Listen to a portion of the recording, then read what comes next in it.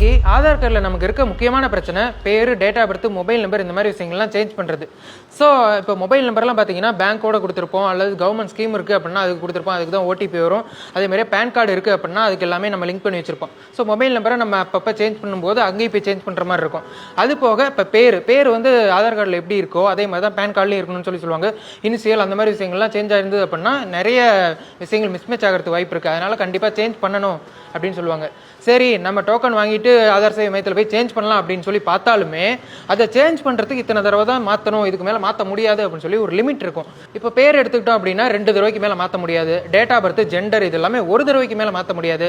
இப்போ அட்ரஸ் நம்ம சேஞ்ச் பண்ண போகிறோம் அப்படின்னா அதை எத்தனை தடவை வேணுமா சேஞ்ச் பண்ணிக்கலாம். அட்ரஸை பொறுத்த வரைக்கும் நம்ம ஆதார் சேவை மையம் போகாமல் ஆன்லைன்லேயே சேஞ்ச் பண்ணிக்கலாம். ஆனால் மற்ற விஷயங்கள்லாம் பேர், டேட் ஆஃப் பர்த், இந்த பயோமெட்ரிக் அப்டேட் பண்ணுறது, அதாவது நம்மளுடைய கைரேகை வைக்கிறது, கண் கருவிலி வைக்கிறது, ஃபோட்டோ அப்டேட் பண்ணுறது, இந்த மாதிரி விஷயத்துக்கு எல்லாமே இசேவை மையம் தான் போனோம்.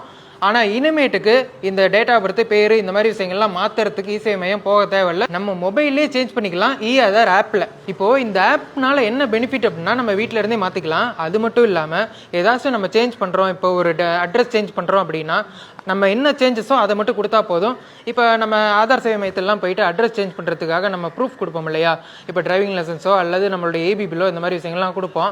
ஆனால் இதில் அதெல்லாம் கொடுக்க தேவையில்லை, ஆட்டோமேட்டிக்காக அது வெரிஃபை பண்ணிடும். ஆட்டோமேட்டிக்காக அது எப்படி வெரிஃபை பண்ணும் அப்படின்னா இந்த டேட்டா பேஸ் வந்து கவர்மெண்ட்டோட அனைத்து டேட்டா பேஸோட இணைஞ்சிருக்கக்கூடிய ஒரு விஷயம் அப்படின்னு சொல்கிறாங்க இந்த ஆப்பில். இதில் வந்து நம்ம அட்ரஸ் சேஞ்ச் பண்ணுறோம் அப்படின்னா ஆட்டோமேட்டிக்காக இபி பில்லோட இது கனெக்ஷன் வச்சிருக்குமா, அதில் ஆட்டோமேட்டிக்காக இது வெரிஃபை பண்ணிடும் அப்படின்னு சொல்கிறாங்க. அடுத்து இப்போ நம்ம ஒரு டேட்டா பர்த் சேஞ்ச் பண்ணுறோம் அப்படின்னா நம்ம பர்த் சர்டிஃபிகேட்டோ அல்லது மார்க் ஷீட்டு இந்த மாதிரி விஷயங்கள்லாம் நம்ம கொண்டு போய் கொடுப்போம். அது எல்லாமே இங்கே கொடுக்க தேவையில்ல, ஆப்பில் நம்ம டேட்டா பர்த்தை மட்டும் சேஞ்ச் பண்ணால் போதும். அதுக்கான பர்த் சர்டிஃபிகேட் ரிலேட்டடாகவும் இன்ஸ்டியூஷன் ரிலேட்டடாகவும் அதாவே வெரிஃபை பண்ணிக்கும் அப்படின்னு சொல்கிறாங்க.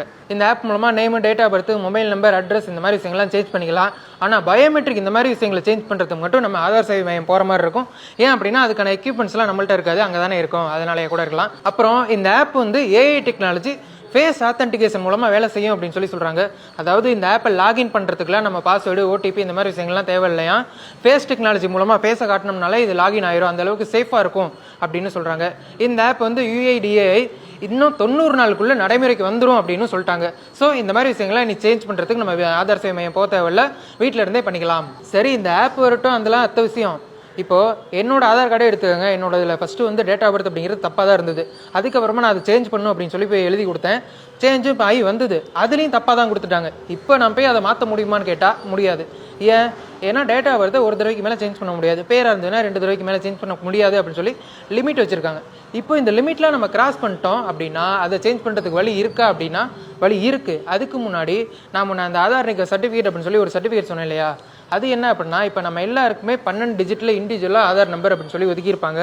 அதாவது அதுதான் நம்ம இருக்கிறதுக்கான ஒரு அடையாளமே. இப்போ நம்ம இறந்துட்டோம் அப்படின்னா அந்த ஆதார் நம்பர் வந்து அப்படியே தான் இருக்கும், UIDAI வந்து கண்டுபிடிச்சி அதை டீஆக்டிவேட் பண்ணுற வரைக்கும். ஆனால் இப்போ வரைக்குமே நிறைய ஆதார் நம்பர் வந்து புழக்கத்தில் தான் இருக்குது, அதன் மூலமாக நிறைய ஃப்ராட் நடக்குது அப்படின்னு சொல்கிறாங்க.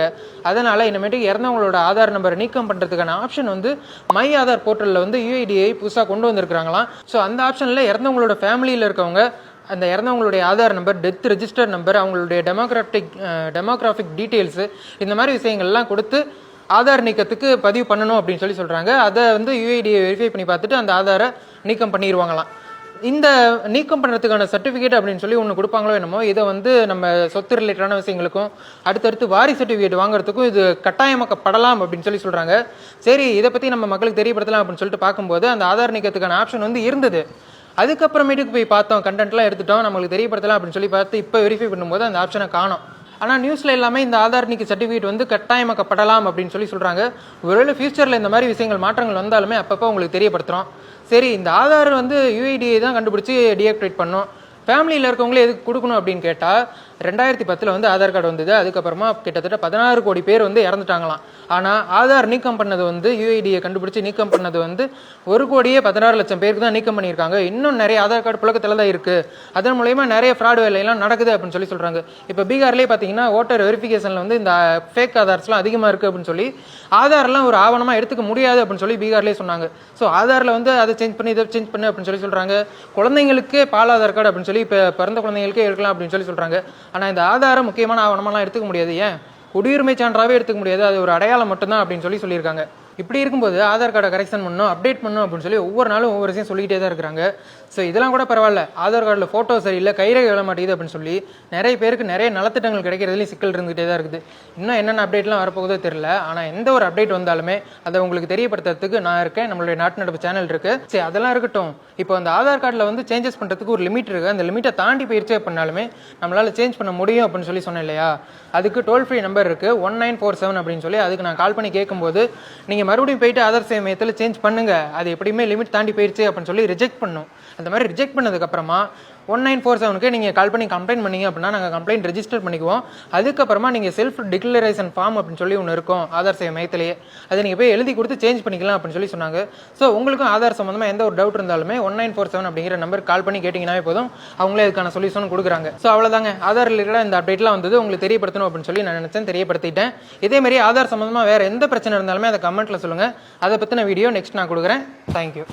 ஆதார் கார்டில் இருக்கிற முகத்தை பார்த்தா உங்க மாதிரி தெரியலையே. என்ன மாதிரி ஆதார் கார்டில் இருக்கணுமா இல்லை ஆதார் கார்டில் மாதிரி நான் இருக்கணுமா? உங்க முகம் மாதிரி ஆதார் கார்டில் இருக்கணும், அந்த மாதிரி இல்லை. அப்போ தப்பு யாரோடது?